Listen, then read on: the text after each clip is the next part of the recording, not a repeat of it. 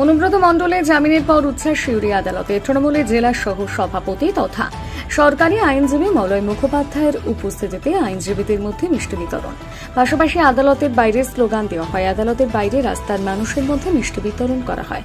তবে জেলা তৃণমূল সূত্রে খবর, দলীয়ভাবে উচ্ছ্বাসের কোনো খবর নেই।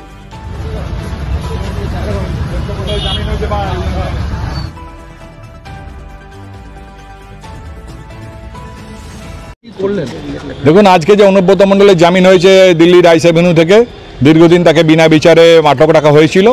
প্রথমে সিবিআইয়ের মামলাতে তার জামিন হয়েছে, পরবর্তী ক্ষেত্রে আজকে তার ইডির মামলাতেও তিনি জামিন পেয়েছেন। আশা করি দু একদিনের মধ্যেই তিনি সশরীরে এসে উপস্থিত হবেন।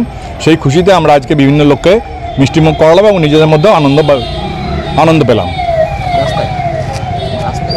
এবং রাস্তাতেও গিয়ে আমরা চেনা পরিচয় যারা ছিল তাদেরকেও মিষ্টিমুখ করিয়েছি এবং আশা করছি বিভিন্ন জায়গাতেই এই অনুষ্ঠানটা হচ্ছে, বিভিন্ন জায়গাতে লোক রাস্তায় নেমে এটা করছে এবং কালকে এটা আরও ব্যাপক আকারে রাস্তায় মানুষ দাঁড়িয়ে ফুর্তি করবে, আনন্দ করবে, আবির ছড়াবে, মিছিল করবে, স্লোগান দেবে, মিটিং করবে।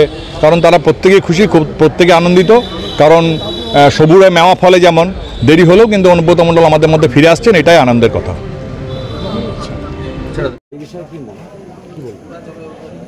কেষ্টদার জামিনের জন্য আমরা সব দীর্ঘদিন ধরে অপেক্ষা করছিলাম। আগামী কয়েকদিন পরে মায়ের দুর্গাপুজো, শারদোৎসব শুরু হচ্ছে। তার আগে আমাদের কাছে একটা মনে করি ওপরওয়ালা একটা বড় অবদান আমাদের আনন্দটাকে আরও বাড়িয়ে দেবে। বীরভূমের মানুষের জন্য, বীরভূমের প্রয়োজনে অনুব্রত মণ্ডলের দরকার আছে। বিগত দিনে ছিল, আজও আছে, আগামী দিনেও থাকবে। আমরা তার সৈনিক হিসেবে তিনি এসে দায়িত্ব নিন, আমরা তার সৈনিক হিসেবে যে দায়িত্ব আমাদেরকে বলবে আমরা সেই দায়িত্ব পালন করব। আমরা তার চিন্তাভাবনা নিই। আমরা কিন্তু বীরভূমটাকে, যিনি প্রায় 2 বছর ছিলেন না, আমরা বীরভূমটাকে ওর চিন্তাভাবনার বাইরে কোনো কাজ করিনি। এবং 2 নম্বর হচ্ছে, এটা বীরভূম জেলা একটা অনুর্বর জেলা ছিল, যেখানে পাথরের মাটি, সেই পাথরের মাটিটাকে গুঁড়ো করে উর্বর জমি তৈরি করেছিল রাজনীতিগতভাবে অনুব্রত মণ্ডল। সুতরাং এখানে তো আমাদের কাছে সেই আনন্দ ধরে রাখার নেই।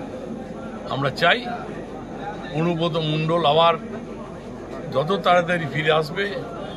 আমার মনে হচ্ছে আগামী সপ্তাহের মধ্যে তাকে আমরা বীরভূমের মাটিতে পাবো এবং আমাদের আগামী দিনে চলার পথটা আরো বড় জায়গায় পৌঁছে যাবে। 11 দিন পর জামিন পেলেন অনুব্রত মণ্ডল, কি বলবেন? শুধু আমি নয়, সারা বীরভূম জেলার তৃণমূল কংগ্রেসের কর্মী যারা আছে তাদের মধ্যে একটা আনন্দ, যেটাকে আমরা বীরভূম জেলার অলিতে গলিতে যাবেন, যেখানে যাবেন দেখতে পাবেন মিষ্টি বিতরণ হচ্ছে, বিভিন্ন জায়গায় আবির খেলা হচ্ছে। এটা আমাদের প্রত্যাশিত ছিল। আপনাদের মাধ্যমে বারবার আমরা বলেছিলাম অনুব্রত মণ্ডল মহাশয়কে রাজনৈতিক ষড়যন্ত্রের শিকার হয়েছেন, তাকে মিথ্যা মামলায় তিহার জেলে আবদ্ধ রাখা হয়েছে এবং তিনি একদিন ফিরে আসবেন এবং বীরভূম জেলার অধিনায়ক আসনে তিনি ছিলেন। যেহেতু আমার দলনেত্রী মমতা বন্দ্যোপাধ্যায় বীরভূম জেলার সভাপতির আসন থেকে তেনাকে সরাননি, তিনি আমাদের সভাপতি আছেন। সভাপতি বীরভূম জেলায় একটা কোর কমিটি গঠন করে দিয়েছেন আমাদের দলনেত্রী। সেই কোর কমিটি সকলে মিলিতভাবে, সংঘবদ্ধভাবে, একত্রিত হবে। অনুব্রত মণ্ডল মহোৎসবের যে জায়গা, সেই জায়গাটা আমরা নিয়েছিলাম এবং বীরভূম জেলার যে ইলেকশনগুলো হয়েছে সেই ইলেকশনগুলোতে আমরা জয়যুক্ত হয়েছি এবং ব্যাপক ভোটের ব্যবধানে বিরোধী পিছিয়ে রেখেছি। অনুব্রত মণ্ডল তো এতদিন ছিলেন না, তো কোর কমিটি চালাচ্ছিল, উনি আবার ফিরে এলে কি রাজনৈতিক প্রেক্ষাপটের বদল হবে মনে হয়? অনুব্রত মণ্ডল মহাশয় যতদিন ছিলেন না ততদিন আমাদের দলনেত্রী মমতা বন্দ্যোপাধ্যায় স্বয়ং বীরভূম জেলার দায়িত্বে ছিলেন। প্রকাশ্য জনসভায় তিনি ডিক্লেয়ার করেছিলেন, আমরা সেগুলো দেখিয়েছেন, আপনাদের মাধ্যমে দেখেছি এবং সেই সভাতে আমি উপস্থিত ছিলাম। স্বভাবতই দলনেত্রী যে সিদ্ধান্ত নেবেন সেটাই চূড়ান্ত বলে গণ্য হবে। দলনেত্রী মমতা বন্দ্যোপাধ্যায় অনুব্রত মণ্ডল মহাশয়কে বীরভূম জেলার সভাপতি আসনে রেখেছেন। স্বভাবতই আমাদের অভিভাবক বীরভূম জেলার অনুব্রত মণ্ডল মহাশয় তিনি ছিলেন, তিনি আছেন, আগামী দিনেও তিনি থাকবেন। মুখ্যমন্ত্রী বলেছিলেন যে অনুব্রত মণ্ডল ফিরে এলে বীরের মতো বরণ করতে, সেটা কি হবে? অবশ্যই আমাদের সবারই আশা আকাঙ্ক্ষা সেটার দিকেই আছে। আমরাও চাই আমাদের অভিভাবককে বীরের মতো বরণ করে নিয়ে আসবো। এবার দেখতে হবে রাজ্য নেতৃত্ব কী সিদ্ধান্ত দিচ্ছে, রাজ্য নেতৃত্বের সিদ্ধান্তের উপর সেটা ডিপেন্ড করছে। রাজ্য নেতৃত্ব যেভাবে বলবে সেভাবেই আমরা এগিয়ে চলব। তো আইনি প্রক্রিয়া, বিচার ব্যবস্থার প্রতি আস্থা রেখে আমি বলতে চাই যে চরম ঢাক বাজিয়ে যারা গুড় বাতাসা খাইয়েছিল বীরভূমের মানুষকে, দাওয়াত দিয়েছিল গুড় বাতাসা, বিগত 2 বছর ধরে দিল্লির তিহার জেলে গুড় বাতাসা খেয়ে এখন চরম ঢাকের বাজনা শুনতে বীরভূমে আসবেন বলে শোনা যাচ্ছে। আমি আশা রাখব যে কারণে ওনাকে তিহার যাত্রায় যেতে হয়েছিল সেই ব্যবস্থা থেকে নিশ্চিতভাবে উনি বিরত থাকবেন। চমকানি ধমকানির ফল কি হয় উনি বুঝেছেন।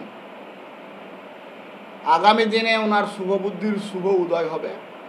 রাজনীতির আগিনায় আগামী সময় লড়াইয়ে ওনাকে স্বাগত জানাচ্ছি। আচ্ছা, 2 বছর ধরে সিবিআইয়ের এই তদন্তের পর জামিন, সিবিআইয়েরও কোথাও কি বারবার মানে একের পর এক নেতারা জামিন পাচ্ছে, এইটা সিবিআইয়ের কোথাও ব্যর্থতা? সিবিআইয়ের এজেন্সি আমি নেইনি, তবে আমি এটা বলতে পারি যে সিবিআই মানুষকে ন্যায় দিবে বলেই মহামান্য হাইকোর্ট এই বিচার ব্যবস্থাটাকে দিয়েছিল সিবিআইয়ের হাতে। তবে ভারতবর্ষের আইনি ব্যবস্থা দীর্ঘদিন কাউকে এইভাবে আটকে রাখা তো যায় না। জামিন পেয়েছে কিন্তু বিচার প্রক্রিয়াটা চলবে। যখন তার চূড়ান্ত রায় আসবে তখন সেটা আমরা সবাই দেখতে পাবো। তবে আইনের প্রতি আস্থাশীল এবং কোর্টের প্রতি ভরসা রেখেই বলছি, ধর্মের কল কিন্তু বাতাসে নড়ে।